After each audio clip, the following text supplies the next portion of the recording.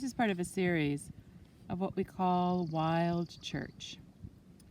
Wild Church is a way for those of us who feel that we connect with the divine, with God, with the Creator, outside in God's creation more deeply, or at least in a different way than we might inside a building. And this is being filmed for Earth Day, which is April 22nd, a day when we remember that we are to be good stewards of the earth. And we ask for forgiveness for when we have not lived up to that stewardship. And it's being filmed at what is known as Cherry Point Beach in British Columbia on Vancouver Island, land that has been cared for and lived on and celebrated for generations by the Halkwaminam speaking peoples. So while we seek to be good stewards of the earth for the time that we are part of it, we also seek to be good guests on the land that others have called home for generations. Hello, I am Rev Katherine Britton, minister at Sylvan United Church in Camp Pringle on Vancouver Island in British Columbia, Canada. And I am standing at Cherry Point Beach, which is a place of sanctuary and sanity for our family. It's, when the tide is out, a rather large stretch of beach. So we're able to come down and roam quite freely and quite safely in this time of physical distancing.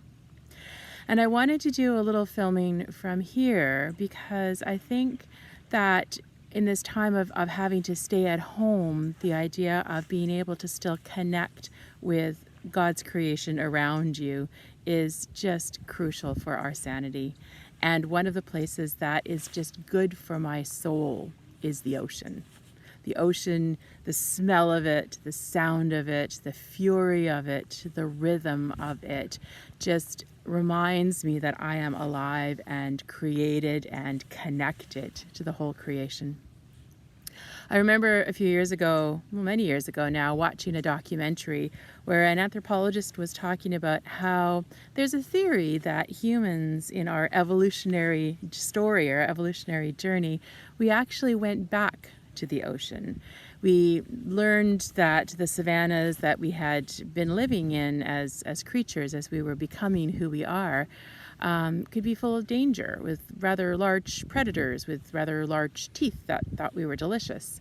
But the ocean had this regular source of things that we could eat, of shellfish and out here on the west coast, the returning salmon, of sea mammals that weren't so good at catching humans on the land. And they pointed toward the fact that we have webbing between our fingers and our toes, that our noses slant downward to help us while we swim, as a kind of physical remnant of that time. So I love the idea that we are from the ocean, we are created to be connected to the ocean, that we have so much salt in our body, just like the salt water of the ocean, that we need it just to be. The other beautiful thing about the ocean is the regularity and the rhythm. It has the tides that go in and out, and in and out, at the connecting pull of the moon. And they go out every 6 hours or so. The tide's coming in right now, so I'll have to make sure I keep an eye on the water behind me. But it's that regular rhythm of in and out, and in and out. Just like breathing. In and out. And in and out. And so when we remember that regularity, it helps center us and calm us and soothe us, even in times of great confusion. There is also so much life here at the ocean. It's fairly quiet today, but when we come and the tide is going out, there is this raucous call of the seagulls. There are herons that showed up. We were walking by. Right on cue, guys, thanks. When we were walking by, there was a crow that was harassing a bald eagle. The bald eagle was sitting on this big tree surveying its domain, and this crow kept dive bombing and dive bombing and dive bombing this eagle, cawing all the time. The water is fairly calm right now, but often you can hear the waves, and you can hear, even in the calmness, you can hear the water. You can hear the birds. So there's that regular sound, that life. And finally, there is the beauty. When I talked about rhythm and simplicity, there is the beauty of all the shells. And one of the things I love the most are the snail shells. We get them on land too. But from the big ones to the little ones, that swirl, that spiral of life. Like our labyrinth, a regular, repeating pattern that is beautiful. There are all kinds of rhythms that are connected with the ocean. There is the regular in and out of the tide that happens every 6 hours or so. But there are the larger rhythms too. And one of the wonderful ones that my family got to experience last week, sadly I wasn't here for it, is the migration of the whales. The gray whales that go all the way up the coast of North America to Alaska for the summer, and then come all the way back down to Mexico for the winter. It's a yearly cycle. The tides are an hourly cycle. The whales are a yearly cycle. So it's a reminder that rhythms come in all sorts of shapes and sizes.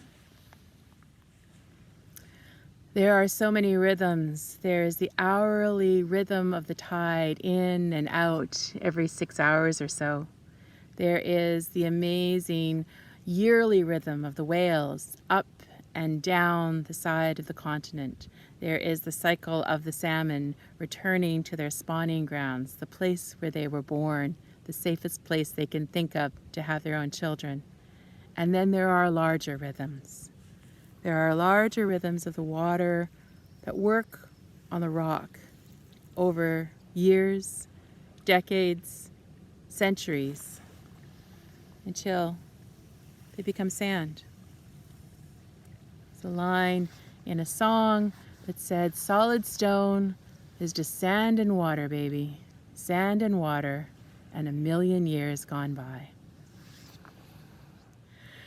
So, my friends, I hope that you have had a bit of a taste of the ocean, and I hope that it helps you connect to a memory of what brings you peace, of what helps you feel connected and enmeshed in God's good and holy earth, where you find a place that is good for your soul.